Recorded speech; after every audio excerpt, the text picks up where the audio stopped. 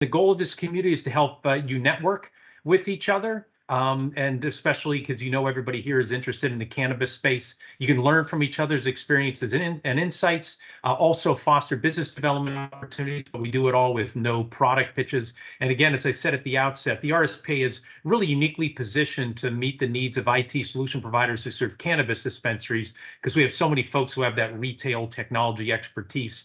It's then pivoting that into the cannabis market.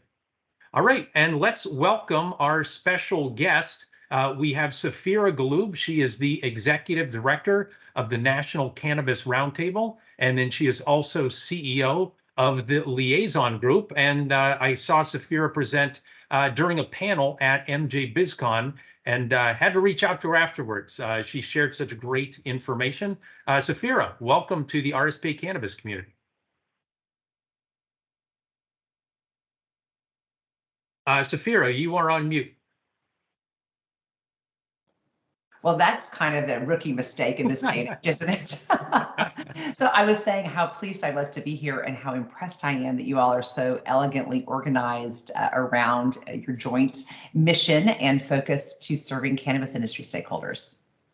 No, happy to do it. Thrilled to have you here. And again, welcome to the group. So I gave the 10-second couple titles in terms of what you do. Can you talk in a little bit of detail in terms of about your background, about the Liaison Group, and about the National Cannabis Roundtable? Absolutely. So I am a lawyer by education and training, but I'm a cannabis lobbyist by profession and choice. I've been working on federal cannabis related issues in Washington since November the 7th, 2016. And the reason that that date is so notable for me is that that is the day that we had kind of the first wave of cannabis wins. I think 8 new states came on that year. And that's really when that was one of the kind of tilt points in Washington where we saw kind of a change in temperature and tone towards addressing cannabis reform. Part of my work with the National Cannabis Roundtable, with the Liaison Group, as the only DC situated lobbying firm that does only cannabis and only federal. So that's one of the business decisions that I have made, is that we work with folks all over the country, including yourselves, but we only work on federal cannabis issues. So I wear several hats with the Liaison Group as a boutique lobbying firm. We represent state industry associations, we represent private equity, but I lead 2 trade associations, an association that coalesces banks and financial institutions called Cannabis Financial Industry Group, or CFIG, and that is specifically banks that are otherwise financial institutions that are also regulated outside of their cannabis work, but are keeping their eye on things like safe banking and the CLIMB Act, which I'll go into a little later. And my biggest part of my portfolio is I created and I'm the executive director of the National Cannabis Roundtable. So unlike a lot of the other trade associations that you see in the state space that have aspects of their portfolio that are DC facing, our entire mission is DC facing. So we really are the federal policy point lead of cannabis in Washington. Got it. Fabulous. And you have some heavy hitters in the National Cannabis Roundtable. Can you talk about that a little bit? Because I scouted you out before I reached out to you, and I'm like, oh my gosh, like John Boehner, he was former Speaker of the House. I guess talk about that group so folks can kind of see how tied in you are to the Washington space. And I'm going to share a couple of these links in the chat so folks can see them. Sure. So we are at on the chairman level, our right leaning, because everything's through the lens of politics, is former Speaker of the House John Boehner. Our left lead, who joins Speaker Boehner, is Kathleen Sebelius, who many of you know was the Secretary of Health and Human Services, ushering in Obamacare, and also the governor of Kansas. She is such a great champion for our cause and our issue, particularly with the recent announcement by this administration.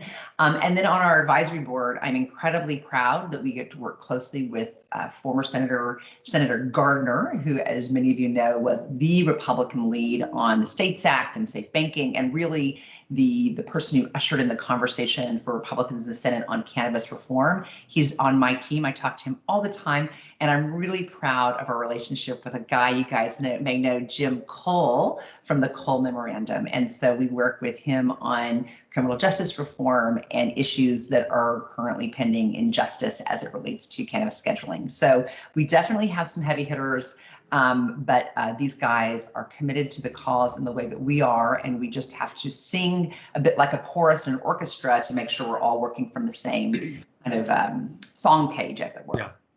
And we're going to dive in a little bit in terms of your take on, some of the legislation that's coming up and things that didn't pass and all that. But how do you work with these senators and with these government agencies? Like, that's one thing that our group doesn't get to see behind the scenes, right? We're rooting for reform, but just if you can give us some insight, what happens between here and there with your group and those political leaders?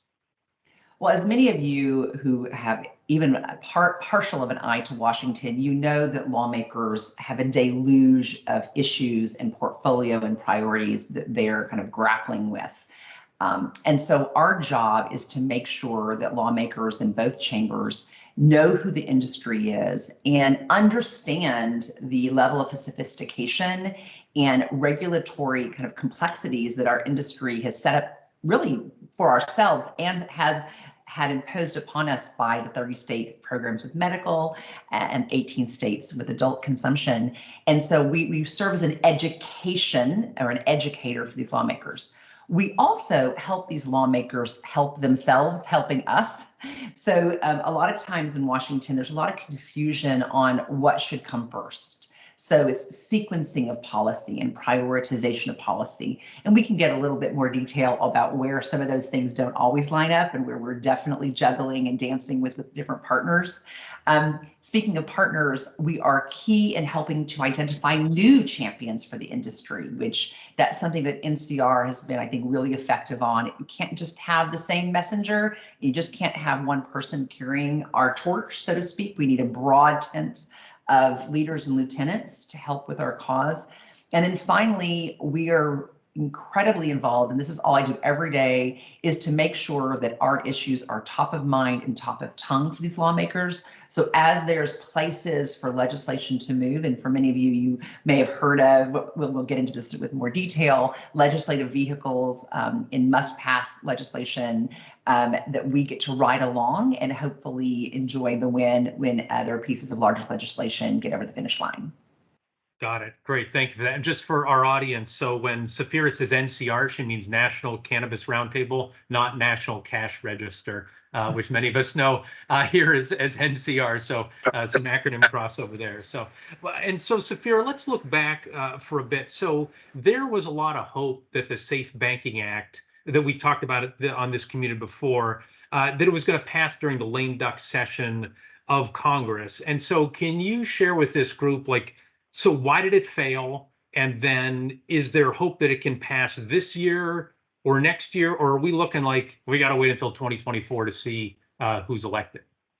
Well, I assure you that your hopes and thoughts that it would pass were sitting right next to my hopes and thoughts that it would pass. And we were really, really close. So the first thing, when we refer to safe banking, it's incredibly important that this audience understands that safe banking is incremental reform. And since there were some new folks who were on the call, I think it's worthwhile to explain that in Washington, there are kind of two buckets of cannabis laws that we're grappling with. One, which is legalization, which is policy that actually changes the legal status of cannabis.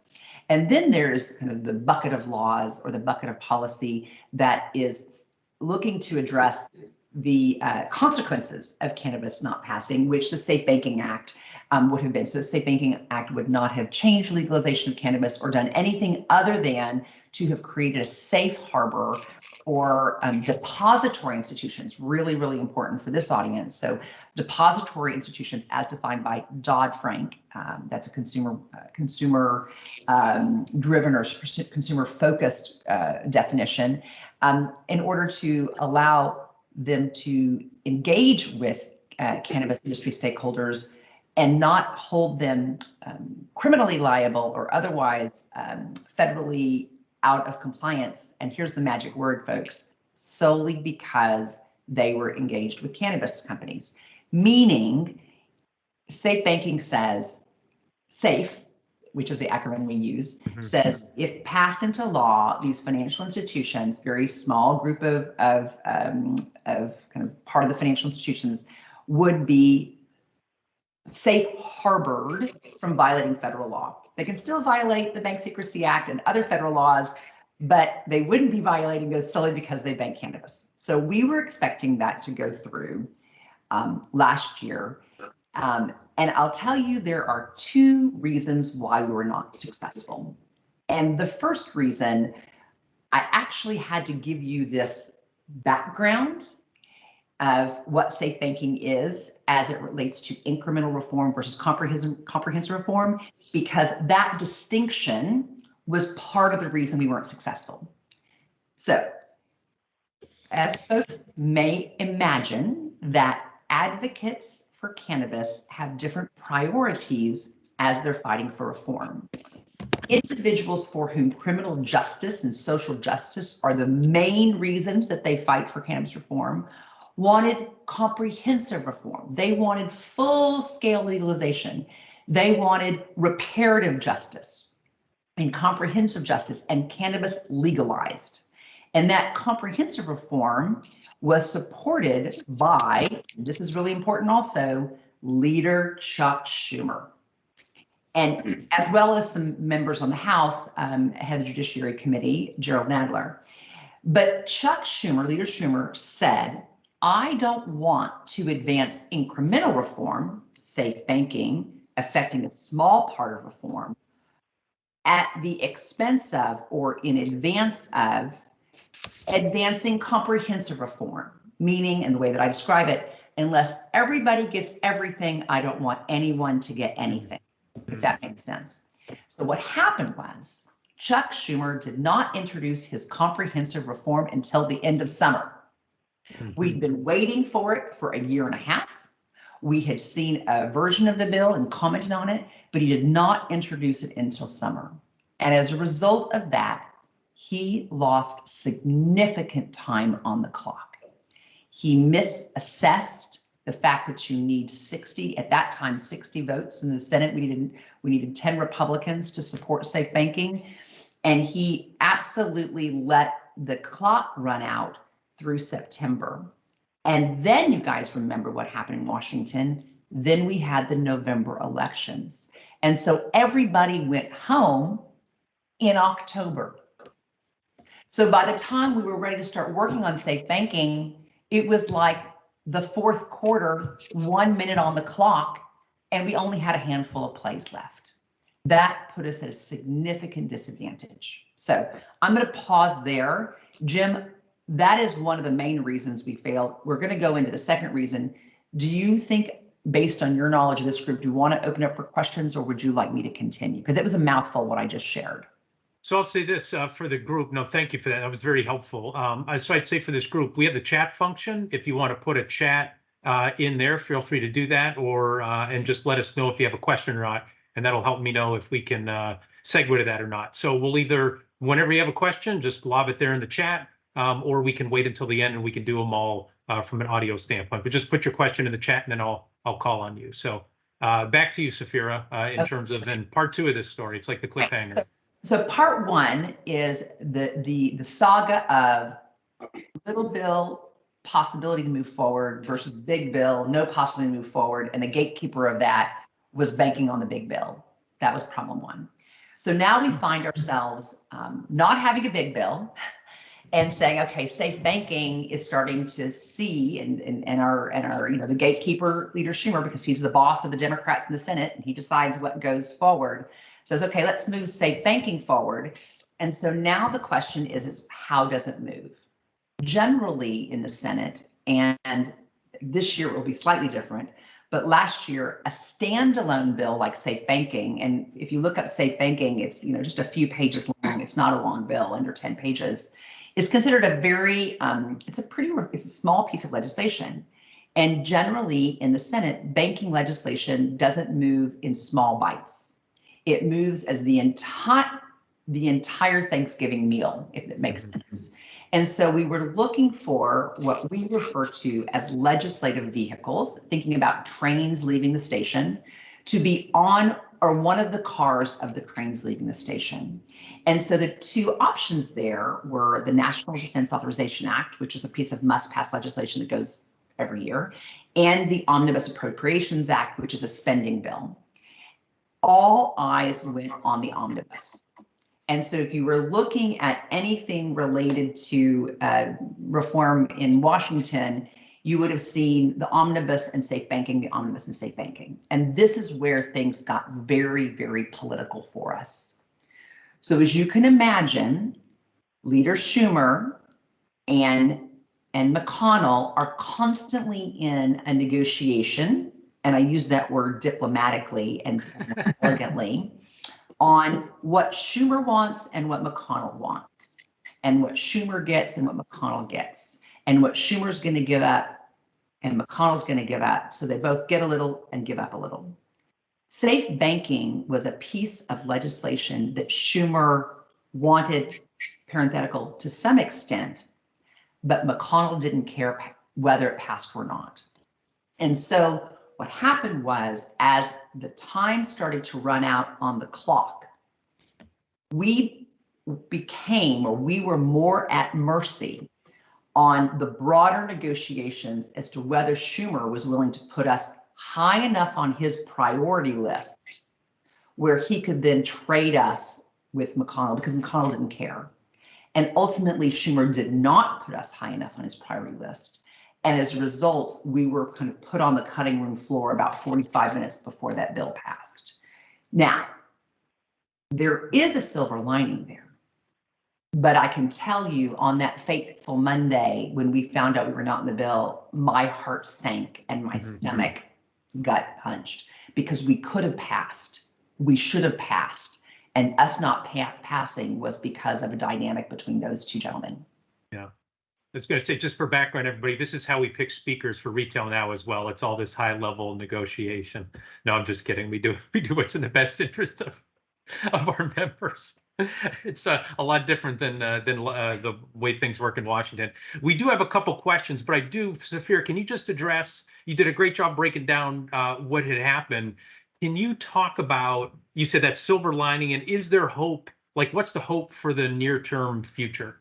Yeah, so I think when that did not pass, there was a pretty big reality of what was lost and what was at stake. And a lot of our strategies around safe banking was, if you don't pass this now, this is what's at stake in our industry. And we saw a lot of that.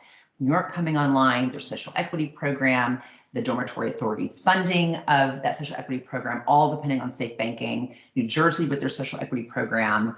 Businesses, I mean, I don't even have to go in it with this group on what's happening with the contraction of our industry. I think that the senators who really wanted safe banking to pass have done a more effective job of kind of banding together to say to Schumer, listen, we've got a window in Congress before things get too hectic that we can now put, and here's a change in approach, we can put safe banking on the floor as a standalone legislation. We do not need to ride a bigger vehicle. We have the votes in the Senate, and if we can put it on the floor of this for a vote, it will pass. Now, whether or not that approach is successful wholly and completely will depend on how big safe of a bill is. The safe that came out of the House, that passed out of the House 8 times, mind you, was a very narrowly tailored bill and only addressed, as I mentioned starting this call, safe harbor for depository institutions. Because there are other individuals in the Senate who want to use SAFE's progress so that SAFE becomes the train and they want to add things on as additional cars. They want SAFE to be the vehicle. Now we get into a precarious situation because the Republicans who support SAFE want to do something that we refer to as skinny SAFE. They want just safe banking. They don't want other elements to solve other problems. And so it's a balancing act, again, between what folks who see an opportunity to reform want to kind of stick in there and how much appetite there is with the Republicans who are necessary to get it over the finish line. Pausing there to make sure that kind of resonates. And does it have to go back to the House again? it would have to go back to the House. And Okay. this is a great question because now the House is under different leadership. And so even if we were to get something out of the Senate that was beyond regular safe banking, it has to go back to the House. And there's a very complicated dynamic given McCarthy's rise to the speakership on how the committee structures work and what kind of bills can come to the House floor. And so really the messaging is the more narrowly tailored, the better. Skinny safe wins. Anything other than skinny safe is destined to stall. Got it. Great. No, thank you for that. That's super helpful. And so, Dwayne Roebuck, you put a question in the chat. If you want to unmute yourself and pose this question about Speaker Boehner and the role that he played. Dwayne, you want to ask your question? Sure. And I realize the politics of it. I actually live in Speaker Boehner's former district. And so, what's happened is, I'd be curious why he didn't play more of a role in this, because he more so than anybody in this organization would understand the Republican side of things, because he shared their thoughts and viewpoints when he was the Speaker of the House. He had a chance to move legislature forward. At that time, the American people didn't want it until he started sitting on boards on some of the largest MSOs. So, my question is, since we're getting into the politics of it, it would seem like there would be a politician, which he is, advancing those discussions, because in essence, what's happening now, and I'm not sure how aware you are, is a lot of the people who, have gotten into it legally, all of this is fueling the black market. And so, they're pulling back between the taxation and the political posturing that both sides on the aisle, despite the fact that, almost 80% of the American public want this legalized, and to not allow this industry to bank and do financing. You have the CEO of Chase reaching out about this. It's crazy that we would rather sit here and see the black market explode. I'm looking at, software providers moving over towards Europe. They're opening in Italy and in other countries because the United States can't figure this out. So, I hear what you're saying, Schumer, McConnell, but, it's the same as everything else that we're doing. They just keep pointing the fingers back and forth until they have a vested interest in it. And I would think Boehner would have known this more so than anyone else in the organization in terms of the political posturing. I think it's a great question. And you asked a question that was really, I just have to call it a call I had yesterday. Someone said 66% of the senators, R's and D's, come from a state with legal cannabis. Why is that relative in Washington? Very smart guy, very big company. And I said, well, and I'll say this to your folks as well. The same thing I said to him is that you're using your logic brain to say how Washington should think. And the other thing is, like I said, someone should go and tell them about the illicit market. Shouldn't they know that? And I'm telling you, it's not this information is not being conveyed, and it is not this information is not being, the audience is not there. This has to do with a broader political dynamic. And, Speaker Boehner's relationship with Chuck Schumer's in place, Speaker Boehner's relationship with Mitch McConnell. I mean, you guys, Mitch McConnell's head fundraiser in the Republican Party is Senator Steve Daines. And Steve Daines is the Senate co-sponsor of safe banking. The stars are in place. But when you're in a dynamic where safe banking has to live within a political kind of undulation of other priorities that have nothing to do with cannabis, that is where our industry, and it's not so much a fail to appreciate, but it becomes so hard for us to kind of have to exhale against this reality, but that is our reality. It's not anything we're doing wrong. It is a decision by Leader Schumer and McConnell to let us move forward. That is what this is. So Dwayne, did that answer your question? And if so, yes, did it also make you feel bad? No, You mean to make you feel bad, Dwayne? I mean, it's a little dissatisfying. I'm sure my answer is a bit dissatisfying, but I'm just telling you like it is. Yeah. well, it just highlights, the problem in politics all the way around, considering everything, as I stated before, and I've told people this, it's very ironic that one of the first areas that approved cannabis was DC. So I'm sure, any of these members of Congress that want to get a hold of it can. They don't care. The way the industry is taxed. If any other industry were treated in this manner, those guys would be put out of jobs, and maybe that's what needs to happen. I just, I really have more faith that, and maybe placed wrongfully, that with having Boehner as now a pseudo advocate of this industry, he'd be able to negotiate things. So thank you, though. Yeah, appreciate that, Saphira. Craig Galoob from APG. Craig, you had a question about decriminalization and illegal dispensaries. And so you want to share your question with the group and with Saphira. Sure.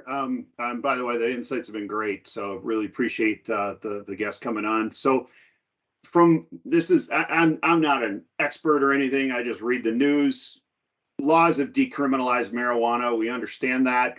But hasn't that kind of had an unintended effect on the legal dispensaries? Because we were just at NRF a couple of weeks ago. There are lots of illegal dispensaries in New York City, and there appears to be no incentive for the legal dispensaries. The legal guys have to go through all of these rules, regulations. They have to have a lot of infrastructure, track and trace. The illegal guys have none of that. And by the way, the illegal guys aren't paying any taxes on it either. So how do we push forward these guys that are trying to do it the right way, trying to do it by the law-abiding thing, and trying to generate the tax revenues and all of the different regulations that everyone has said that we want in order for this to be safe and traceable and everything, but yet there's no penalties for illegal, or we've decriminalized marijuana, so there's no penalty for these guys opening up these illegal dispensaries. How do we help these customers out? So I think that's a great question. And that is a segue into what we should be doing that we're not doing well enough. And that is the activation of law enforcement. So, if you think about people who are situated in law enforcement, they have to make decisions every day on where they're prioritizing resources, which are limited. One of the areas in Washington that we have had as our Achilles heel since the very first vote of safe banking, even through the spending bills, because the spending bills has been a way that we have protections in our industry, is that the Fraternal Order of Police, FPO, which is, I don't know exactly all of its constituents, but it definitely includes Southern sheriffs, have been the most vocal against cannabis legalization, or we'll call it, I actually want to take the word legalization off the table, harmonizing federal law with state programs, because there's a lot of different ways to legalize. And so I think where people on this call and community need to get more involved is getting more law enforcement engaged in understanding that a regulated cannabis industry, which means people having to go through all of the sophisticated and complex requirements that you alluded to, as well as, frankly, cash in banks is safer than cash on streets. The more law enforcement that we can get to do that, the more we can kind of mitigate that Fraternal Order of Police. So one of the things that we did as safe banking was coming to a head in December is we created a landing page called Law Enforcement for Safe. You can go to it, lawenforcementforsafe.com or .org, I can't remember, but it's a campaign. And we want to get law enforcement from all around the country to say, regulated cannabis improves public safety. Regulated cannabis, helps reduce teen use. It basically delineates people having to show their ID and their age for cannabis versus not. I'm telling you, I have a 16-year-old son, and I assure you, he cannot go into a liquor store to buy alcohol, but he has got someone who supplies him with cannabis very easily without showing an ID. That is very, very easy access. And that cash in banks is safer than cash on streets. The illicit activity in New York is actually, I believe, will become one of the impetus that lawmakers really begin to understand that the relationship between a regulated market and illicit market. I will say that as a caveat, we do struggle a little bit with states like California, where the illicit market is so dominant relative to the regulated market, and the lack of resources for the illicit market has really skewed that storytelling for us in Washington. But I do think in New York, when they start to see an uptick in crime and they are trying to get these social equity license holders off the ground, and people who go to New York City see everything you're talking about, which is these pop-up illicit operators, and there's no enforcement, that's going to be part of the storytelling that we are going to need to amplify, and law enforcement needs to help us do that. Hey, So shouldn't we kind of lobby people to say that these decriminalization laws aren't what they're cracked up to be? So I think, in all due respect, I understand the connection you're making between decriminalizing cannabis and illicit cannabis are correlative.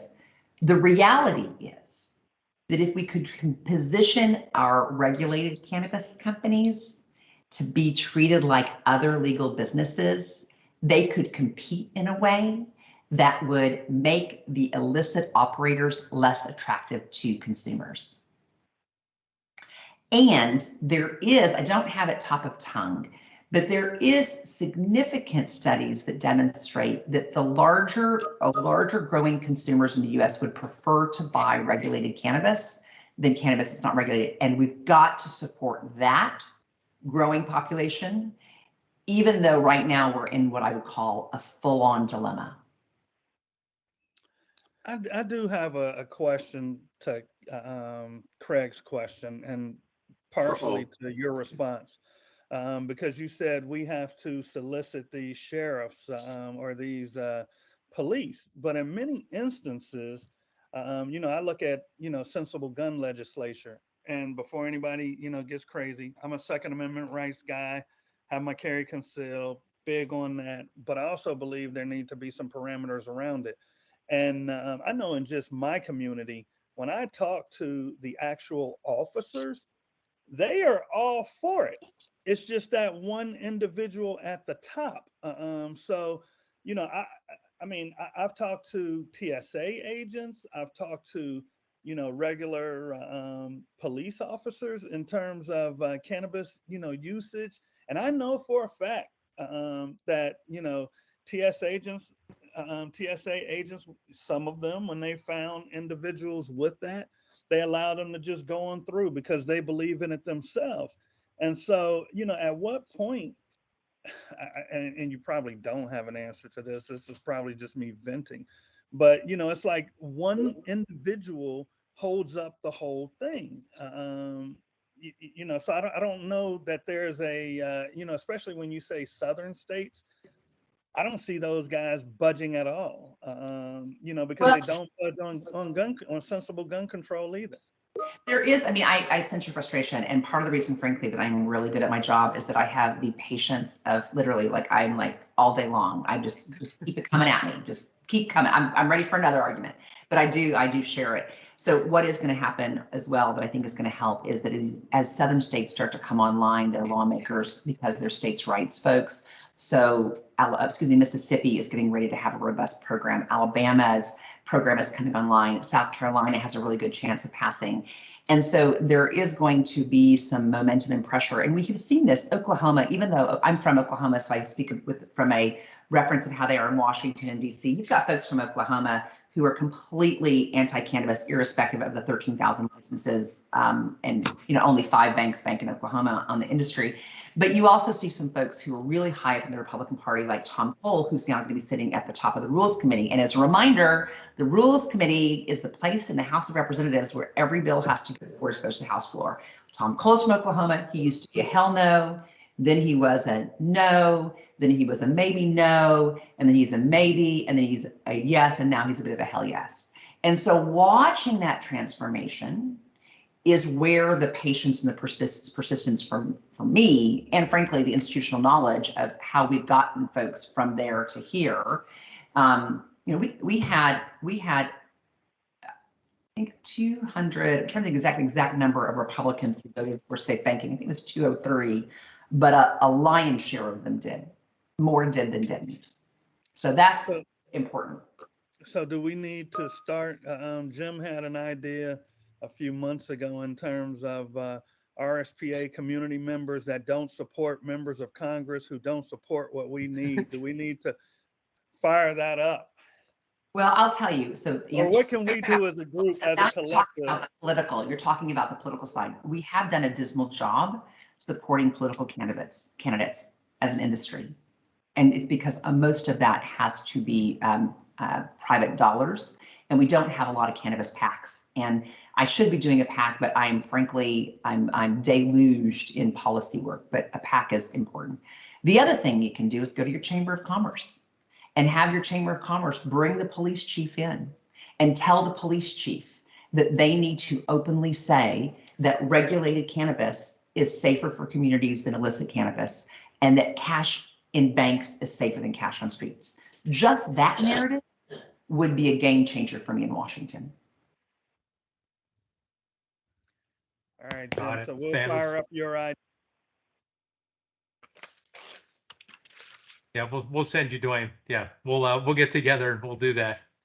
We'll see if we go from there. We have about 10 minutes left. Saphira, one other thing I was hoping you could share with our group. We've talked a lot about safe banking, and again, that is important. Again, whether it's skinny or fat, that it gets passed through. What are some other cannabis related legislation that you think, again, our group of technology solution providers who work with dispensaries? I've heard there's like Hope Act, Graham Act, things of that nature. Which ones do you want to call out and think this group should be aware of? Yeah, and I can kind of share with you just so you have some awareness around them. So we'll start with the Graham Act, which was, I saw that there was an acknowledgement to the late Congressman Young, who I'd worked with closely for many years on cannabis reform. He was one of the founders, the Republican founders of the Cannabis Caucus, and he introduced a piece of legislation to ensure that nobody who had access to cannabis, that their Second Amendment rights would be otherwise restricted. And that piece of legislation, as you can imagine, is really important for Republicans who want to support SAFE. They want to ensure that there's not any kind of competition with those rights. And right now, in certain states where you apply for your gun license, there's a box that requires you to acknowledge cannabis consumption. Pause. I want you to notice that I exercise the term cannabis consumption versus cannabis use, because words matter in Washington, and I'm not a wine user or a water user. I'm a consumer, and that changes the perception of how we fit within the ecosystem of things that make us healthy and keep us healthy. So the Graham Act. There is talk about safe banking being the larger vehicle for the Graham Act to be able to pass. The second piece of legislation that is going to be, you're going to hear a lot about, is the Hope Act. And the Hope Act was originally introduced by Congressman David Joyce. So I want you to write down somewhere Congressman David Joyce. He's from Ohio. So Dwayne, I don't know where district you're from. And he is one of the most important Republicans in cannabis today. He is a former prosecutor. He is the co-chair of the Cannabis Caucus. And in the Republican Party, in the Senate and the House, there are four major caucuses that Leader McCarthy looks to. The Moderates Caucus, it's not the formal name of it, is led by David Joyce. So every week, McCarthy is talking to four caucus chairs, and Dave Joyce is one of them, and he's our champion. Messenger matters, champion matters. You just don't want anybody who likes cannabis. I mean, frankly, like Dana Rohrabacher, lovely, but wasn't the most credible guy for us because of some other idiosyncrasies. Same thing with other champions we have in cannabis champions. Matt Gaetz is a cannabis champion. He's not the right messenger for our cause. David Joyce is. Dan Reschenthaler, who it goes McCarthy, Congressman Emmer, who's the whip, cannabis supporter. His number two is a young guy named Dan Reschenthaler from Pennsylvania. the co-sponsorship of another piece of legislation I want you to keep your eye on, the CLIMB Act, Capital, Lending, and Investment in Marijuana Businesses. All safe banking does is protects depository institutions. It does not secure access to other government programs or, and very important in our business, uplisting. As you all, many of you may know, and if you don't, you should, U.S. cannabis plant touching companies cannot list on the U.S. senior exchanges, but foreign companies can. A foreign plant touching business can list on our exchange, take money from our U.S. investor, not pay taxes, not hire a U.S. employee, export that money, and grow jobs outside the U.S. It's a travesty. The CLIMB Act fixes it. Dan Reschenthaler is one of our champions there. I think you should keep your eye out on new legislation that has a states' rights approach to cannabis. Right now, remember I told you about the two buckets, the legalization buckets and the incremental reform. Really, through the last Congress and a half, we'll call it that, the legalization bills, the comprehensive bills have been, and this is important, predicated on descheduling, meaning unless cannabis deschedules, that's the only way forward. But folks, that's not the only way forward, because as I shared, Jim, in Vegas, and I will share with this group, this is the Saphiraism, which I want folks here to know, is that cannabis legalization is not a moment, it is a process. And there's a perfectly viable way forward, I'm glad you liked that, Harry, that we can codify the deference to states' rights and make sure that state programs are intact and not disrupted with certain caveats, and basically solve 280E and solve a lot of these problems by legalizing the programs through a states' rights approach, as opposed to removing it from the schedule immediately. We do not have the votes with enough Republicans and frankly, all the Democrats in the Senate to deschedule, but we do have the support for legalization or harmonization via states' rights. So those are the things I think you're going to see. You're definitely going to see Speaker Leader Schumer reintroduce his CAOA, which is the Cannabis Administration and Opportunity Act. And that's that piece of comprehensive reform that was introduced last year that delayed safe banking's entree onto the stage. And I don't think you'll see Republican support for it, but he thinks we will. So we'll see where that goes. Awesome. Great. Harry, you jumped on the camera there. We have about a minute left. Did you want to weigh in with a question or a comment for Saphira? Yeah, I will. And apologies. Apologies, double booked.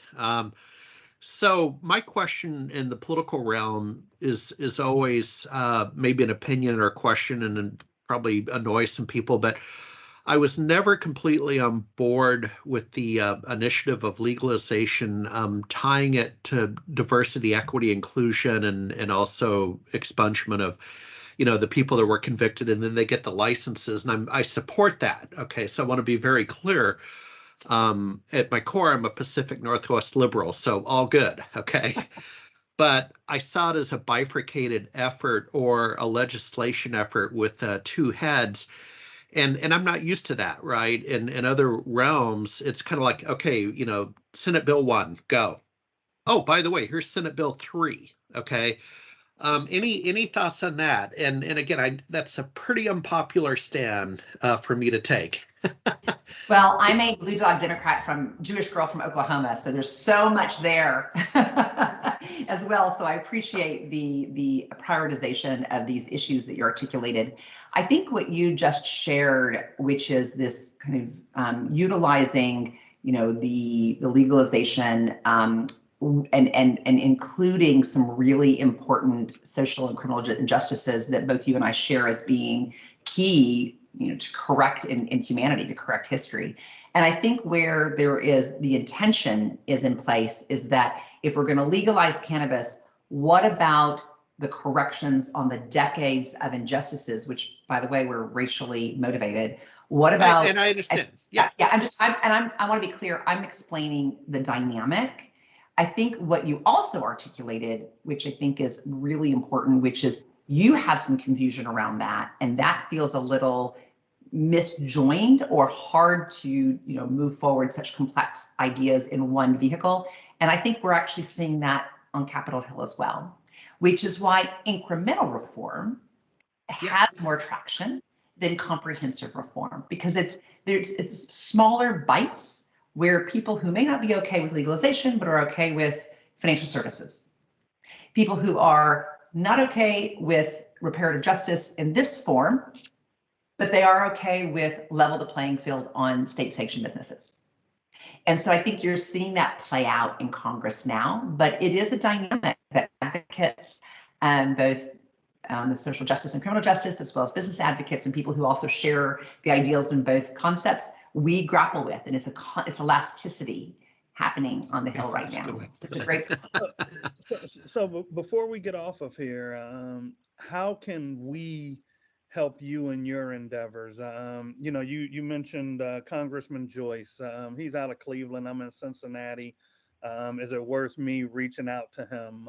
And then what are some things that we can do to help push this along, you know, with your organization and other similar organizations? So I think, first of all, being informed is really key, and the curiosity that you had to bring me on and have this conversation, that's huge. I think understanding that just because someone likes cannabis in Congress, we don't necessarily get behind them. We want to find out what they're pushing for and what the credibility is that they have within their caucus. That's also key. The help with law enforcement and chambers of commerce, that would be huge.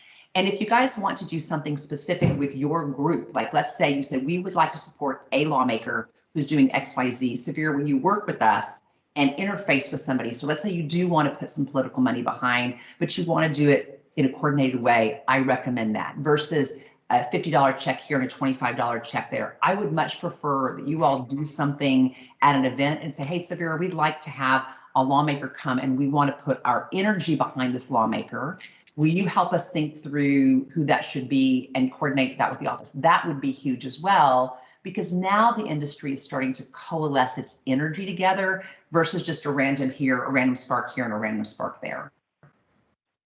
Yeah, thank you. And we have to wrap up. We're at the top of the hour, but I will mention, and Saphira did at the outset, the Cannabis Ancillary Business Coalition, the CABC. We've been in touch with Saphira and David in her office about how can the RSPA get involved and again, increase our, help us get better informed, and then also be able to promote the needs of solution providers and our merchants. So, but first, before we go, Saphira, thank you so much for sharing your time, your wisdom, and your insights with us today. We really appreciate it. So thank you very much.